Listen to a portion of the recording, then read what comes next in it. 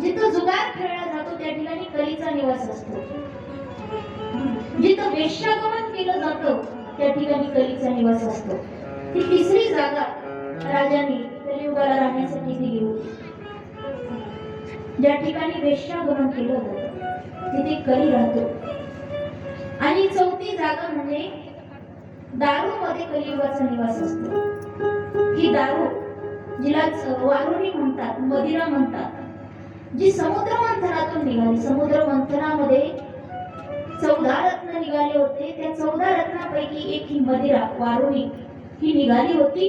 आणि त्यावेळी समुद्र मंथन देवानी आणि दैत्यांनी मिळून केलं होतं. जेव्हा ही वारुणी मदिरा समुद्र मंथनातून निघाली त्यावेळी हिचा स्वीकार दैत्यांनी केलेला आहे. म्हणून तेव्हापासून दारू पिणारे लोक कोण असतात? दैत्य कुळातीलच असतात असे समजायचं. कारण जे सद्गुणी आहेत, जे सज्जन लोक आहेत, त्या मदिरेचा कधीही स्वीकार करत नाहीत. कारण त्यामध्ये कलीचा निवास आहे.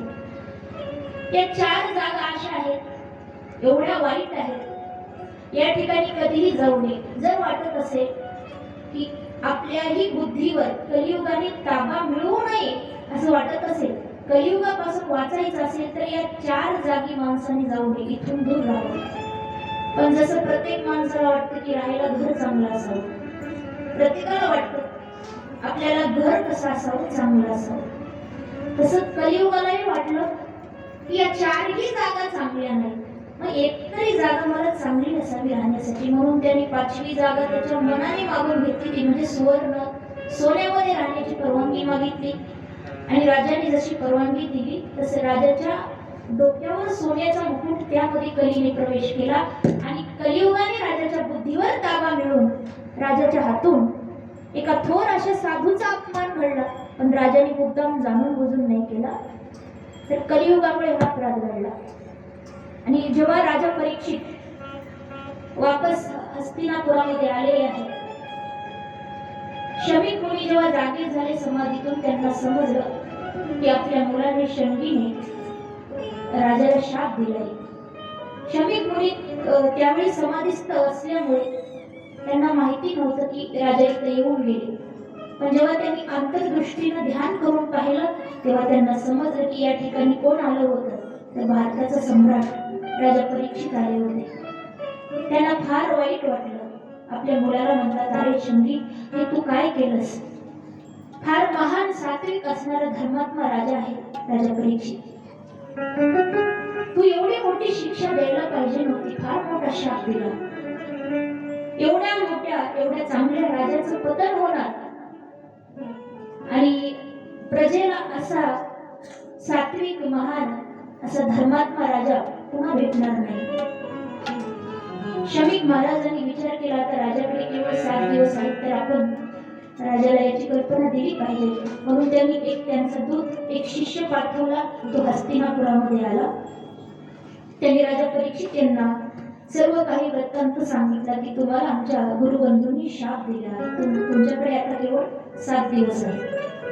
राजाला ऐकल्यानंतर वाईट नाही वाटलं, उलट आनंद वाटला. कारण हेच संतांचं लक्षण असतं, संतपणाचं. उलट राजा म्हणतात, बरं झालं तेव्हा मला शिक्षा दिली. माझ्या हातून जो अपराध घडला होता त्याची मला शिक्षा मिळाली, बरं झालं. आणि राजा परीक्षित यांनी जसं समजलं की आता माझ्याकडे केवळ 7 दिवस आहेत, तुरंत घराचा त्याग केला, संसाराचा त्याग केला. एवढा मोठा त्याग कोणीच करू शकत नाही जो राजा परीक्षित यांनी केला. खरं तर तुम्ही आम्ही सगळे परीक्षितच आहोत. जसं राजा परीक्षित यांचं 7 दिवसात मरण होतं, तुमचं आमचं देखील 7 दिवसातच मरण आहे.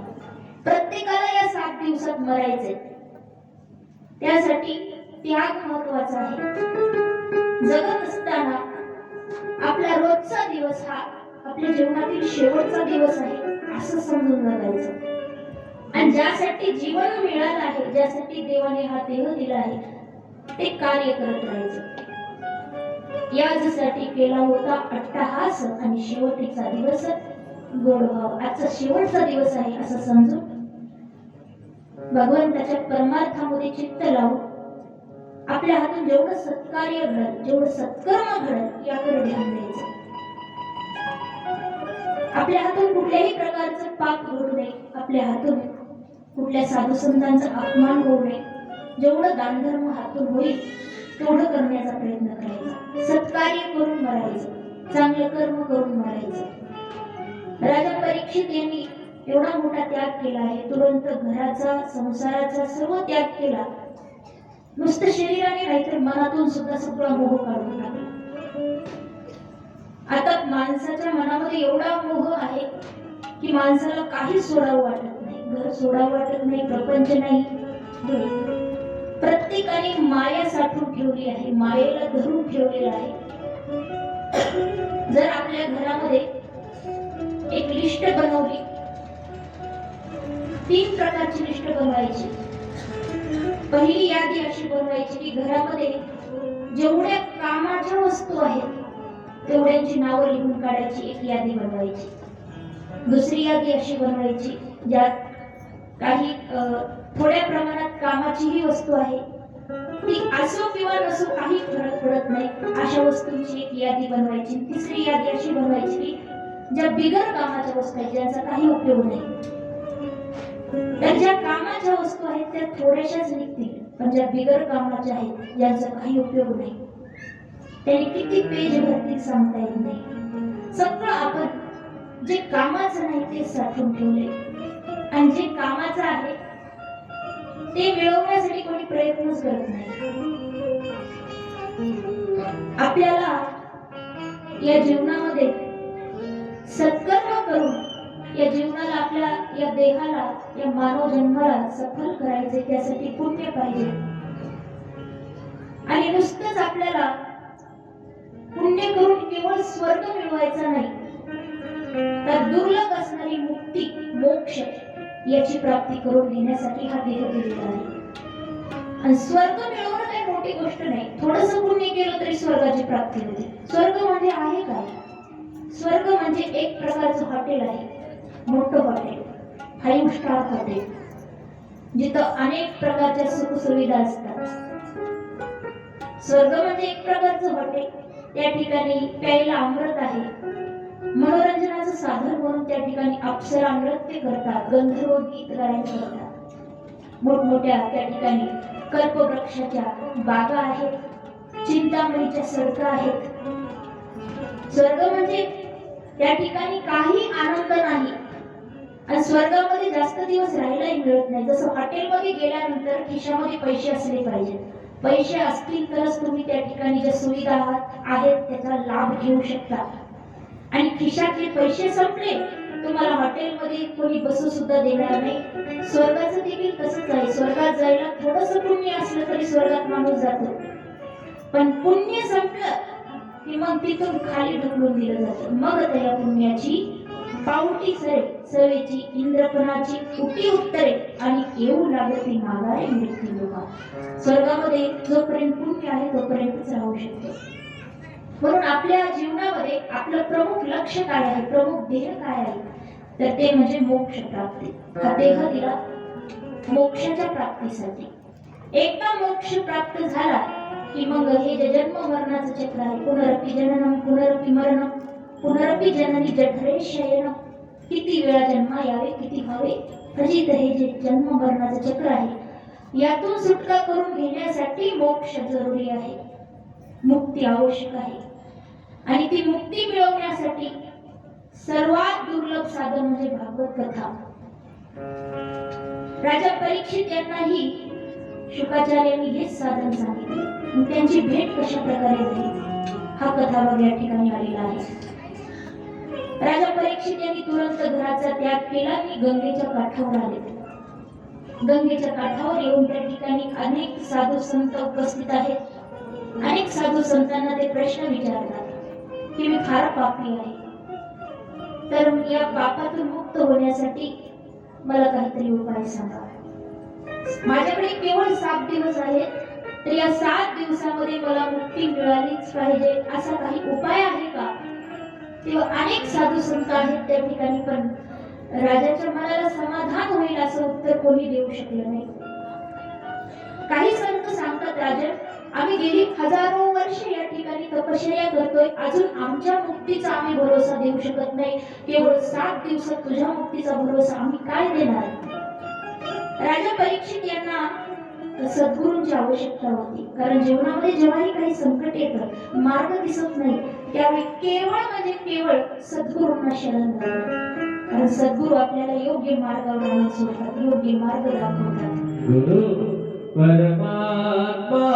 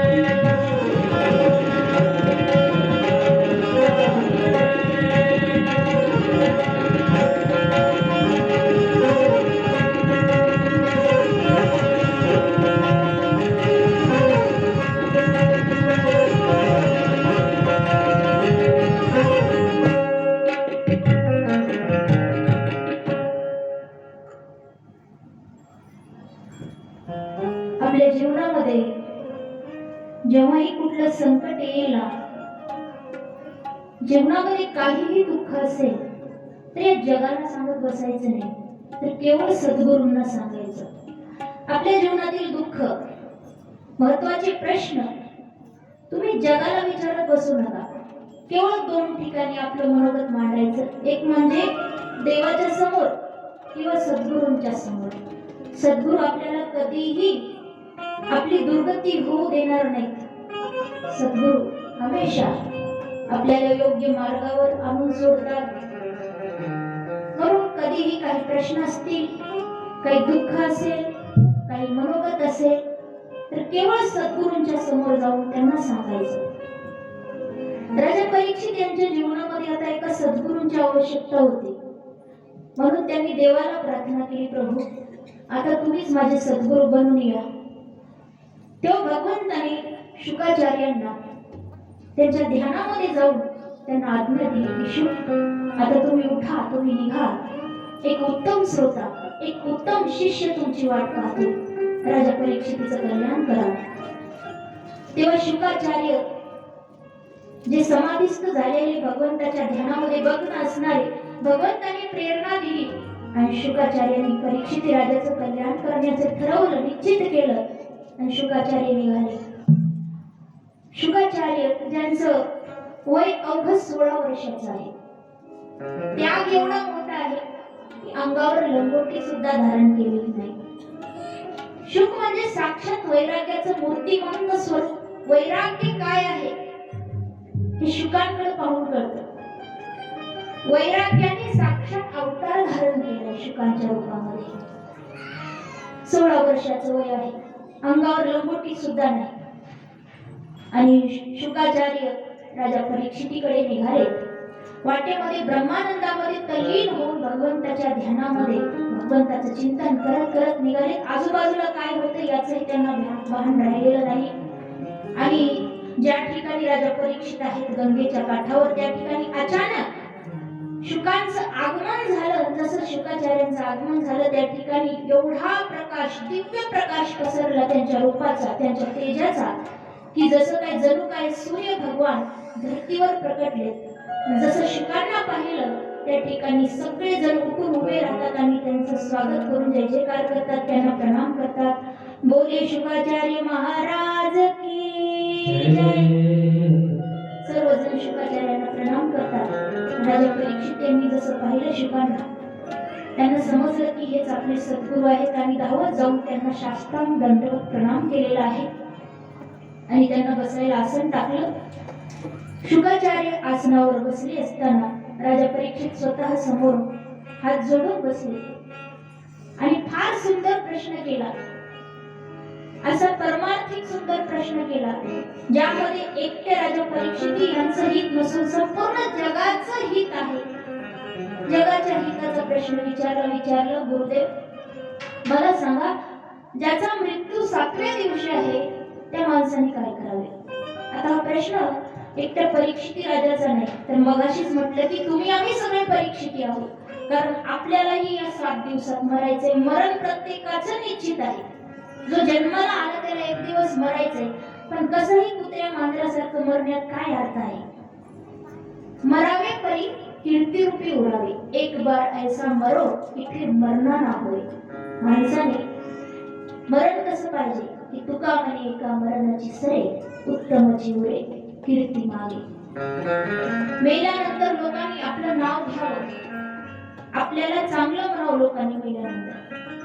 मरण 2 प्रकारचं असतं. पहिलं म्हणजे काही लोक मरतात पण त्यांना कोणीच चांगलं म्हणत नाही, त्यांचं कोणी नाव सुद्धा घेत नाही. आणि दुसरं श्रेष्ठ मरण म्हणजे जे मरतात पण त्यांच्या जाण्याने सर्व समाज रडतो, त्यांच्या जाण्याने समाजाचं नुकसान होतं. ते गेल्यानंतर कित्येक वर्ष त्यांची आठवण केली जाते. चंद्र सूर्य असेपर्यंत त्यांचं नाव अमर राहतं. असं काही लोक मरतात, त्यासाठी श्रेष्ठ कर्म केलं पाहिजे. आणि असं श्रेष्ठ कर्म तोच करू शकतो ज्याचे विचार सात्विक आहेत, जो परमार्थिक आहे. आणि साधू संतांना परमार्थिक प्रश्न आवडतात. राजा परीक्षित यांनी फार सुंदर परमार्थिक जगाच्या हिताचा विचार करून प्रश्न केला की ज्याचं मरण 7व्या दिवशी आहे त्या माणसाने काय करावे. तेव्हा श्रीमद महर्षी शुकाचार्य सम्राट परीक्षित राजाला उत्तर देतात की राजा, ज्याचं मरण 7व्या दिवशी आहे त्या माणसाने श्रीमद भागवत महापुराण कथा या कथेचं 7 दिवस श्रवण करावं, तर त्याची मुक्ती निश्चितच आहे.